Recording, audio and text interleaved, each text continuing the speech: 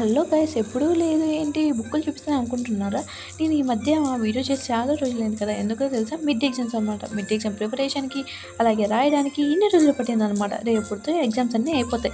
బుర్ర అంతా ఎగ్జాస్ట్ అయిపోయిందిరా బాబు! 5, 6 సబ్జెక్ట్స్ అయితే ఓకే. మరీ 12 సబ్జెక్ట్స్ పెట్టారు. అస్సలు నా వల్ల కావట్లేదు. ఇంక లాస్ట్ ఎగ్జామ్ అసలు ఇంట్రెస్ట్ రాకుండా ఉండేసరికి తినన్నా స్టార్ట్ చేద్దామని తిని స్టార్ట్ చేశా. అలా స్టార్ట్ చేశానో లేదో నైట్ అయిపోయింది. ఇంక ఫుల్ నిద్రపోయి మార్నింగ్ స్టార్ట్ చేశాను అనమాట. ఇక్కడ కనపడుతుంది కదా రూమ్. ఈ రూమ్ అనేది మనం కబ్జా చేసిన రూమే అనమాట. ఇక్కడ కావాలంటే చదువుకోవచ్చు లేదా నిద్రపోవచ్చు.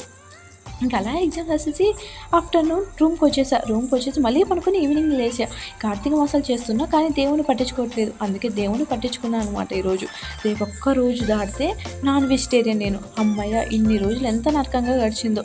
ఇంకా అలా ఎళ్ళే తలకి పక్షులు ఎంత బాగా ఉన్నాయో ఇక్కడ. ఎందుకో ఫుల్ ఆకలేస్తుంటే ఇంక క్యాంటీన్‌కెళ్ళి సమోసా తిన్నా. ఎగ్జామ్స్ అన్నీ అయిపోయినాయి అనే ఎక్సైట్‌మెంట్‌లో నాకు ఇంకా ఎందుకో తినాలనిపించింది. అందుకే ఆర్డర్ పెట్టుకున్నా న్యూడిల్స్ అండ్ వెజ్ రైస్. ఇక ఆర్డర్ పెట్టుకునే తలకి రూమ్‌లో వెజిటేరియన్‌కి మా హాస్టల్‌లో ఇవన్నీ పంచుతున్నారని తెలిసింది. ఇంకా అవన్నీ తీసుకొని చిన్నగా తినేస్తున్నా. ఈరోజు ఎందుకో చాలా ప్రశాంతంగా ఉంది. ఎగ్జామ్స్ అన్నీ అయిపోయాయనే ఆనందంలో ఏమో. బాయ్ ఫ్రెండ్స్, నెక్స్ట్ వీడియోలో కంటిన్యూగా కలుద్దాం. లైక్ అండ్ షేర్, సబ్స్క్రైబ్ మాత్రం మర్చిపోకండి. బాయ్.